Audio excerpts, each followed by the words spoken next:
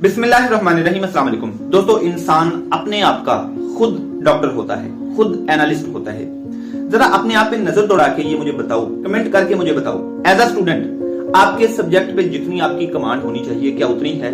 जितना आपका general knowledge और कॉमन सेंस होनी चाहिए क्या उतनी है? अगर स्टूडेंट लाइफ में आप अपने आप को, अपने नॉलेज को, अपनी कॉमन सेंस को उतना इंप्रूव नहीं कर पाए तो आज टाइम है, अब टाइम है, अभी कर लो।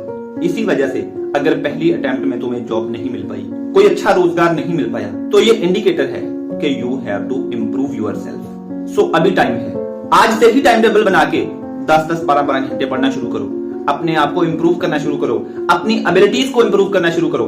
आप में वो एबिलिटीज हैं जिनका आपको पता भी नहीं है। आप अपने आप पे वर्क कीजिए, अपनी एबिलिटीज को फाइंड आउट कीजिए, उनको निखारिए। इंशाल्लाह कामयाबी आपकी मुंतजिर है।